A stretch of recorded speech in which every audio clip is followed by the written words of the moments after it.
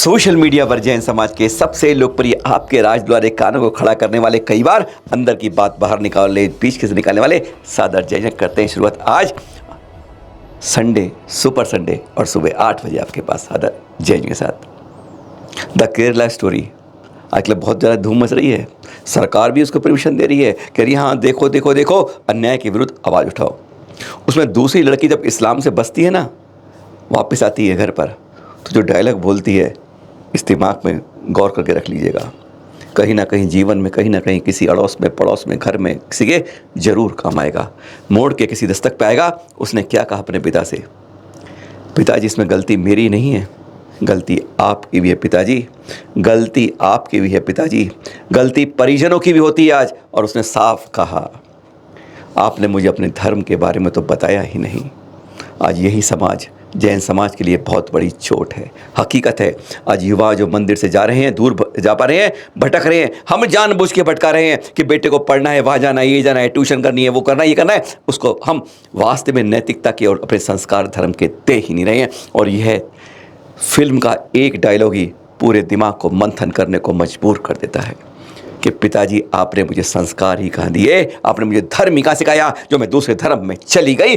काश वो बच गई थी, पर यहाँ तो ऐसा बहुत हो रहा है। क्यों कहा, ये देख रहे हैं शादी के रजिस्ट्रेशन का पत्र, प्रमाण पत्र। एक और जैन बिटिया, औद्योगिक राजधानी कहा था ना, दिल्ली नहीं मुंबई देश का, वहाँ से एक बिटिया एक मुस्लिम परिवार में निकाह कर लिया। क्या जीवन रहेगा। ऐसी फिल्में जो हमें संकेत देती हैं अपने ही धर्म में हम अपनी बेटियों के विवाह नहीं कर पा रहे। क्या मजबूरी रही होगी पिता की या समाज की, यह जानने वाली बात है। 2 मार्च 2023 का सर्टिफिकेट कुछ इसी तरह की बानगी कह रहा है। एक तरफ द केरला स्टोरी और दूसरी तरफ इस तरह की हमारे यहाँ से धर्म से पलायन करती हमारी बेटियाँ अधिकांश चोट खाकर वापस लौटती हैं। और तभी हमें एक बार चिंतन करना पड़ता है कि हमने क्यों अपनी बेटियों को, अपने परिवार के अंदर बच्चों को अपने धार्मिक संस्कार नहीं दिए हैं।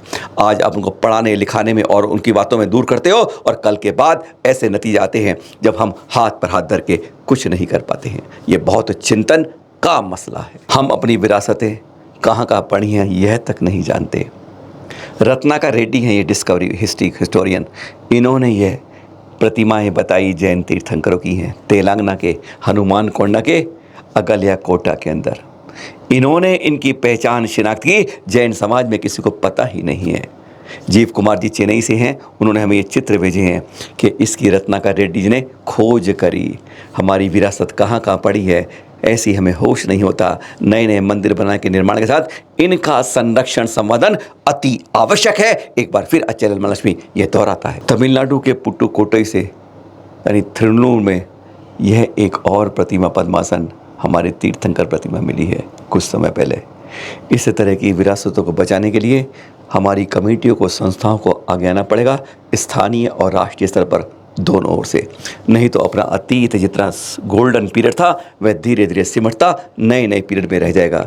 जागिए और जगाइए, अपनी विरासतों को जरूर बचाइए। और यह देखिए सुबह सुबह हो रही है इस समय भी, और आप सुबह सुबह के दृश्य देख रहे हैं। दही किरण मंदिर है महाराष्ट्र से, सूरज की किरण, यह अभिषेक देख रहे हैं आप, यह जल अभिषेक नहीं हो रहा है, यह पंचामृत अभिषेक हो रहा है, यह हो रहा है सूर्य किरण अभिषेक। गजब की बात, सूर्य भी आ जाता है चरणों में नतमस्तक होके, जैसे स्वयं अभिषेक करने को आतुर हो जाता है। वो अपनी किरणों से लाखों करोड़ों मील दूर से भी वह तीर्थंकर प्रतिमा का अभिषेक, पहली बार ऐसा दृश्य चित्रों में कैद हो गया जो आपको आज यहाँ दिखा रहे हैं। कहना आज खास दिन है, बहुत खास दिन है। ज्येष्ठ कृष्ण की दशमी है आज, हाँ जानते हैं सब, पर इसमें खास बात क्या है, 13वें तीर्थंकर का गर्भ। 12वें तीर्थंकर श्री वासुपूज्य स्वामी थे ना, उनके 30 सागर बाद शतार स्वर में आयु पूर्ण कर जैसे ही उनकी माला मुरझाने लगती है ना, कहते हैं जब आयु कर्म पूरा होता है उससे 6 माह पहले से ही उन देव की माला मुरझाती है कि अब आपको 6 माह बाद यहाँ से जीव बदलेगा पर्याय। बस जैसे ही मुरझाने लगती है, सौधर्म इंद्र याज्ञ से कुबेर कह देता है, को कहा जाता है, जाओ भैया पृथ्वी पर, पहुंच जाओ कंप्लेन नगरी में, भारत देश के अंदर पहुंच जाओ। अब वहाँ नगरी में राजा कृतवर्मा की राजमहल में, जहां महारानी जय श्यामा जी के गर्भ में अब 6 माह बाद यह शतार स्वर के देव वहाँ आने वाले हैं। सुबह दोपहर शाम, और कई कहते हैं सुबह दोपहर शाम और रात, चारों पहर में 3.5 करोड़ रत्नों की लगातार निर्बाध बरसात करना शुरू करता है, रत्नों की, स्वर्ग के रत्नों की कुबेर। और फिर कहते हैं 48,250 करोड़ रत्नों की वर्षा होती रहती है। कब तक? जन्म होने तक, यानी 15 माह तक।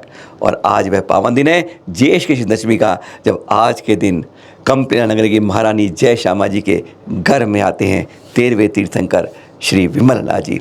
बोलिए 13वें तीर्थंकर श्री विमलनाथ जी के गर्भ कल्याणक की जय जय जय।